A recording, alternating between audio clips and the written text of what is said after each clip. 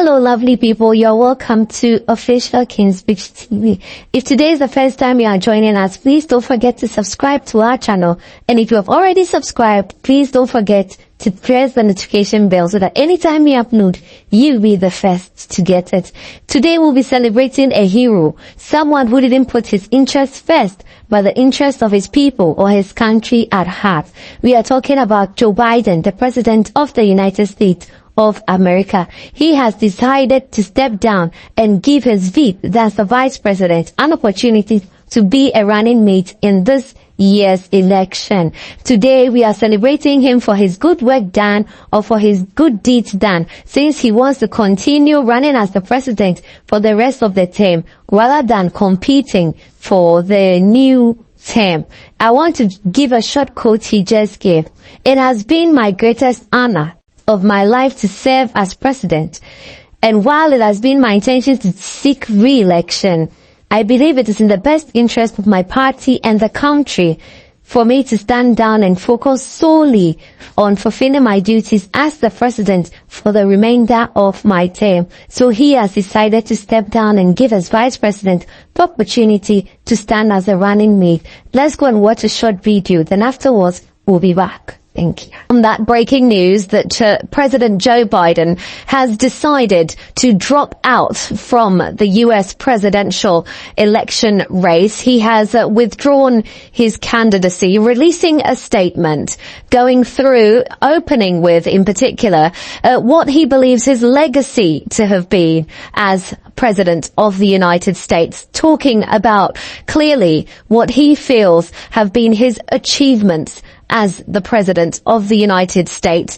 And then his attention turns to saying, it has been the greatest honor of my life to serve as your president.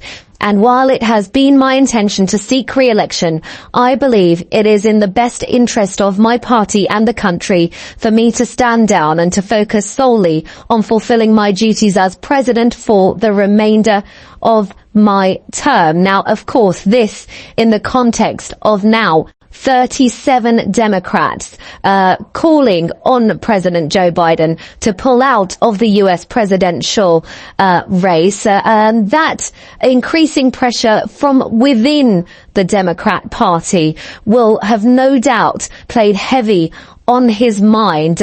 Pressure too from numerous analysts around the world, analyzing his ability to continue to run. He has, of course, had a number of stumbles, most notably and most high profile of late was when he referred to President Vladimir Zelensky as President Putin. Of course, that was a significant moment. And let's not forget his rival and opponent in the U.S. presidential race until tonight, former President Donald J. Trump, who repeatedly discussed President Biden's mental health and his physical and mental capacities. And this was very much, of course, analysts tell us, helping President Trump to be re-elected. And it was certainly being utilized by the Republican campaign. So tonight, President Joe Biden has bowed down to the pressure, not least from within his own party, to drop out of the U.S. presidential race. A unique and significant moment in U.S. presidential history. And Harris talking about this when we were debating each other for the presidency. They made a focus of making sure we got there on infrastructure, on manufacturing in America again, on bringing back the rule of law. So she is going to have more than a case to prosecute. She is going to have a case to be made for the future of America, and that's what's going to be on the line in this election. That's Senator. what I would tell constituents. And I would also point to more than a few bridges and other things and broadband and practical things that this administration has brought home to them. Well, it sounds like you'll be able to talk the ear off of that voter, Senator. You asked me the question. No, I know. No, I know, Senator. Always, yes. Thank you so much for joining us on this historic day. We appreciate it. All right. It was great.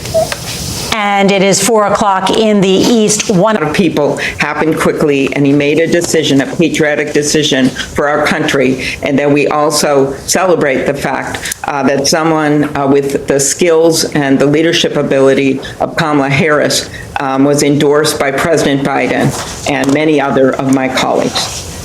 But for Democrats, if this is a race that Democrats have to win because, as you say, democracy is at stake, that selection of a running mate could really be decisive here.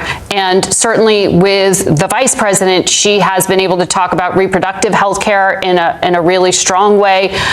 She has talked certainly about some other issues like that. And I wonder what you think is needed to complete the ticket. Are there qualities, are there topics, are there issues that you think could shift the tide? Because as you know, in our polling, Donald Trump is ahead, whether it's Kamala Harris or Joe Biden.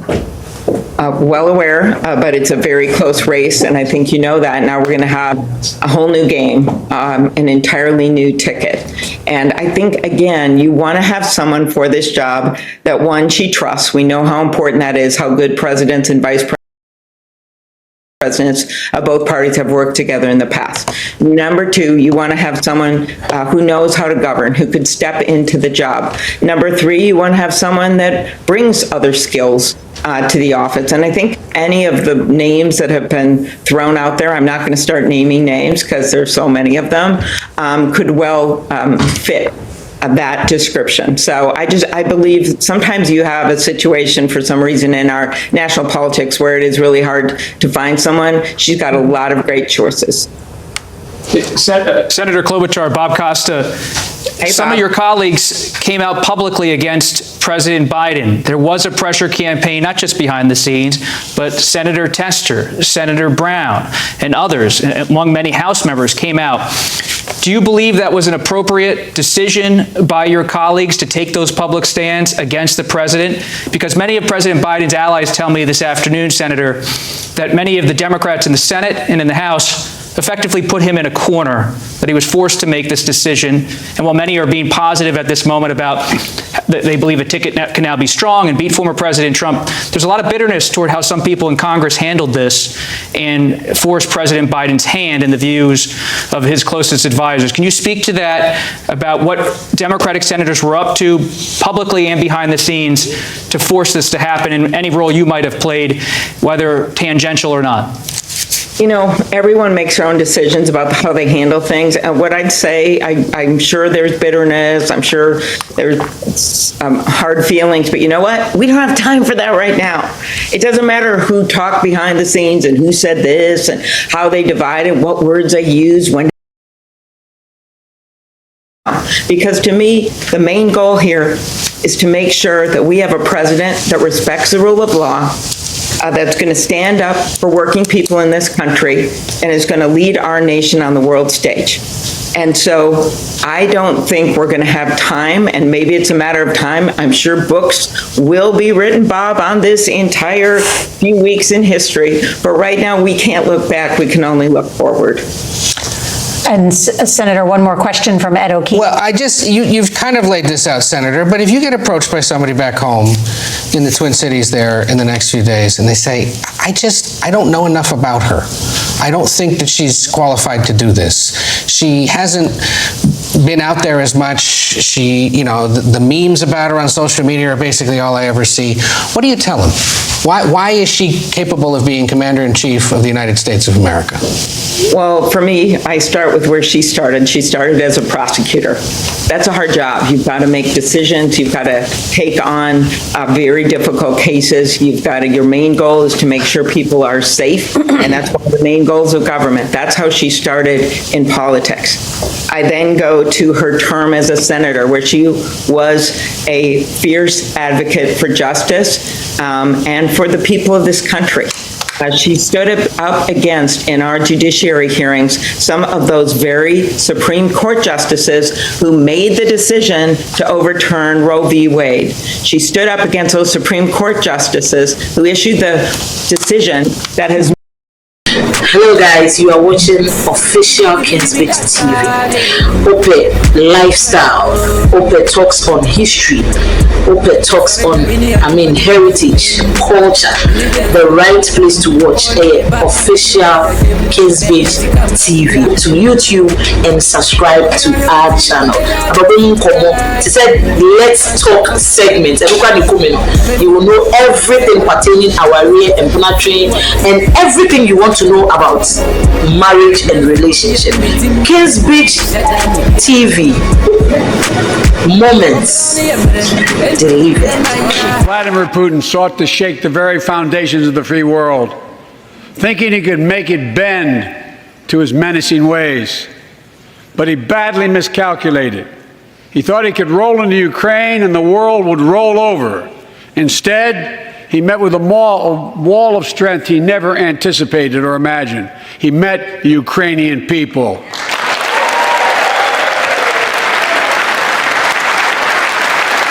When dictators do not pay a price for their aggression, they cause more chaos.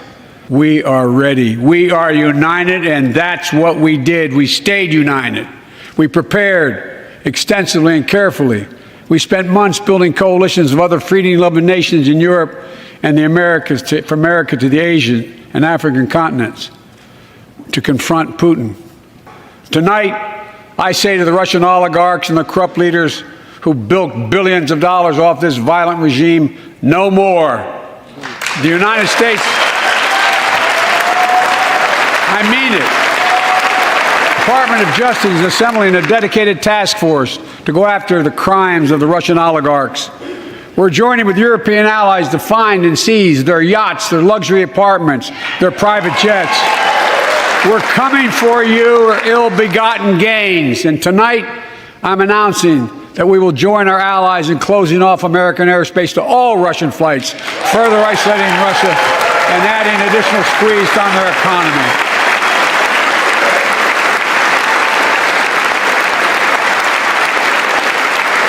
He has no idea what's coming.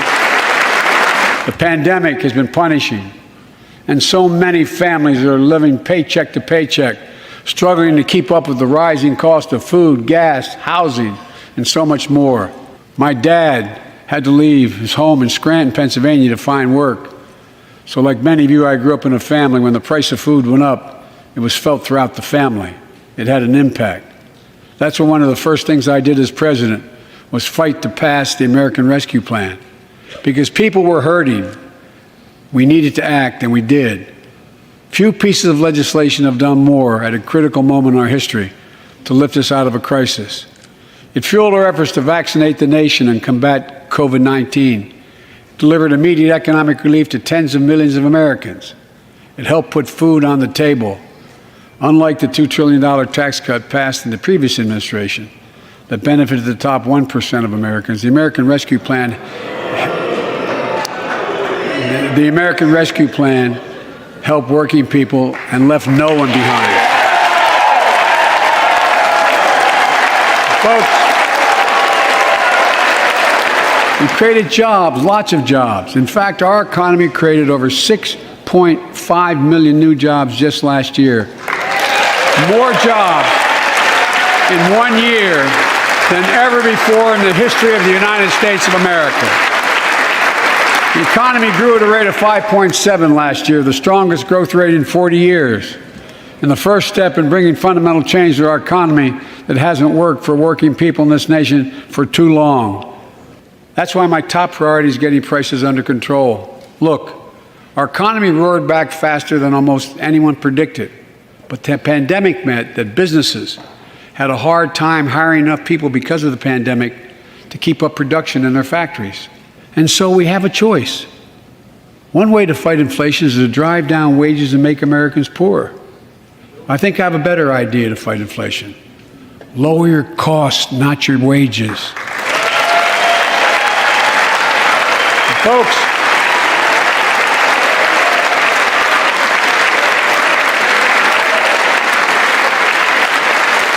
that means make more cars and semiconductors in America, more infrastructure and innovation in America, more goods moving faster and cheaper in America, More jobs where you can earn a good living in America.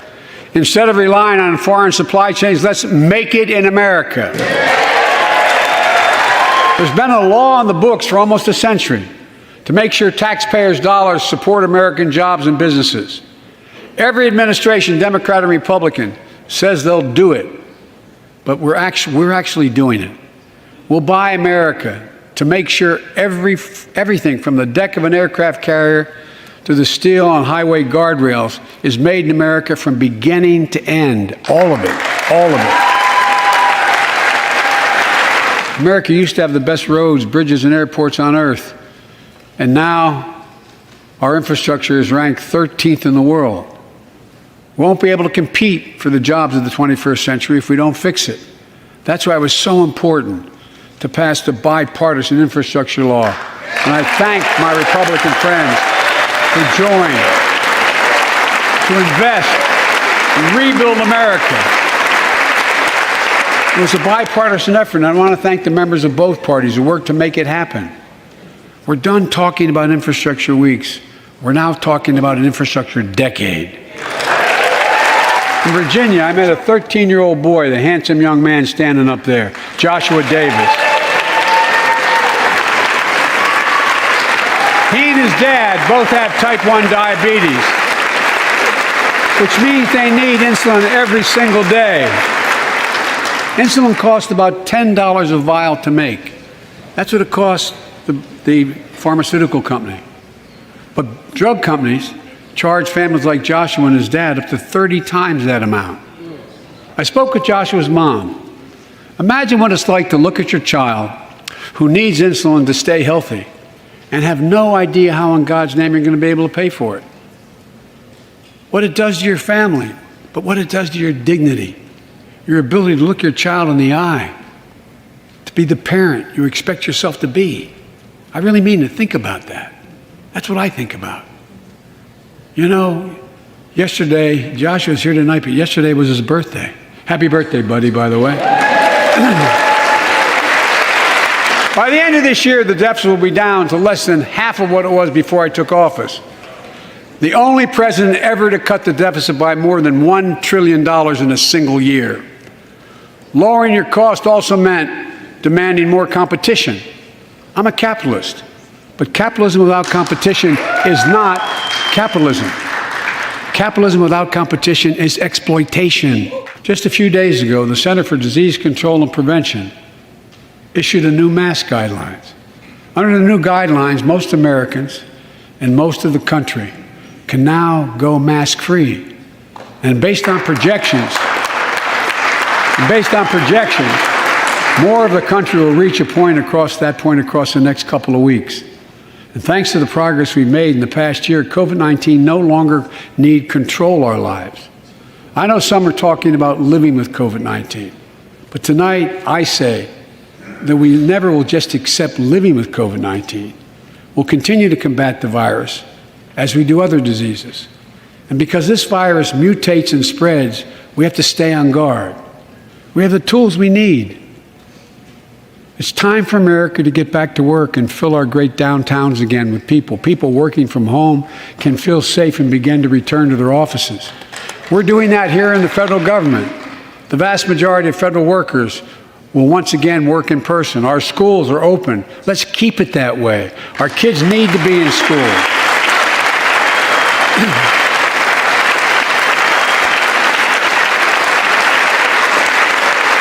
Let's take on mental health, especially among our children whose lives and education have been turned upside down.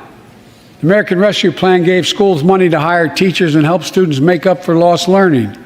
I urge every parent to make sure your school does just that. They have the money.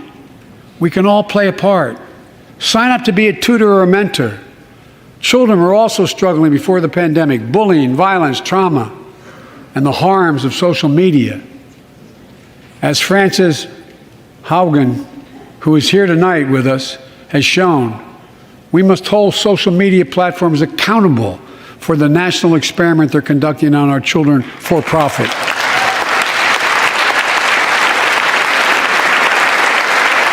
It is in this moment that our character of this generation is formed.